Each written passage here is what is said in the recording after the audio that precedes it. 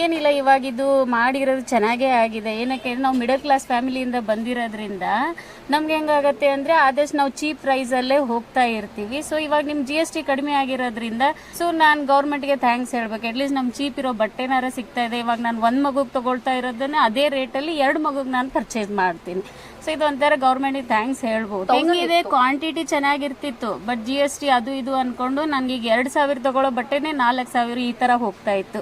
ಇವಾಗ ಹೆಂಗಿದೆ ಅಂದ್ರೆ GST ಕಡಿಮೆ ಆಗಿದೆ, ಅದೇ ಕ್ವಾಂಟಿಟಿ ಬಟ್ಟೆ ಅದೇ ಕ್ವಾಲಿಟಿ ಬಟ್ಟೆನೆ ನಮ್ಗೆ ಕಮ್ಮಿ ರೇಟಲ್ಲಿ ಸಿಗ್ತಾ ಇದೆ. ಇದು ಒಂದು ಒಳ್ಳೇದೇ ಡಿಸಿಷನ್ ಆಗಿರೋದ್ರಿಂದ ಮಿಡಲ್ ಕ್ಲಾಸ್ ಫ್ಯಾಮಿಲಿ ಇರೋರಿಗೆ plus lower Dhan middle class ಇರೋರಿಗೆ ತುಂಬಾ ಬೆನಿಫಿಟ್ ಇದೆ. ಆಮೇಲೆ ನಮಗೂ ಕೆಲವೊಂದು ಇರತ್ತೆ, ನಾವು ಚೆನ್ನಾಗಿರೋ ಬಟ್ಟೆ ಹಾಕ್ಬೇಕು, ನಮ್ಮ ಮಕ್ಕಳು ಚೆನ್ನಾಗಿ ಓನ್ಲಿ ಅಪ್ಪರ್ ಕ್ಲಾಸ್ದವ್ರಿಗೆ ಅಷ್ಟೇನೆ ಇರೋದಾ? ಇಲ್ವಲ್ಲ. ಇವಾಗ ನಾವು ಮಿಡಲ್ ಕ್ಲಾಸ್ದವ್ರಿಗೂ ಕೂಡ we can dream it more than what we expect.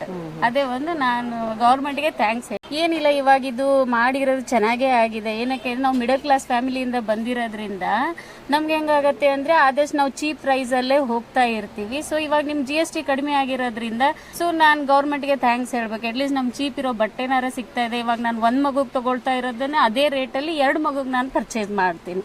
So ಇದು ಒಂಥರ ಗೌರ್ಮೆಂಟ್ ಥ್ಯಾಂಕ್ಸ್ ಹೇಳ್ಬೋದು. ಹೆಂಗಿದೆ, ಕ್ವಾಂಟಿಟಿ ಚೆನ್ನಾಗಿರ್ತಿತ್ತು, ಬಟ್ GST ಅದು ಇದು ಅನ್ಕೊಂಡು ನನ್ಗೆ ಈಗ 2,000 ತಗೊಳ್ಳೋ ಬಟ್ಟೆನೆ 4,000 ಈ ತರ ಹೋಗ್ತಾ ಇತ್ತು.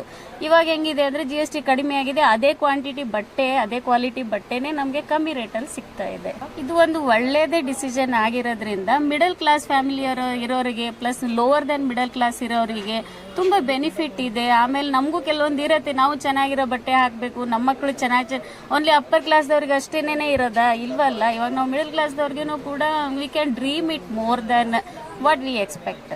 ಅದೇ ಒಂದು ನಾನು ಗೌರ್ಮೆಂಟ್ಗೆ ಥ್ಯಾಂಕ್ಸ್.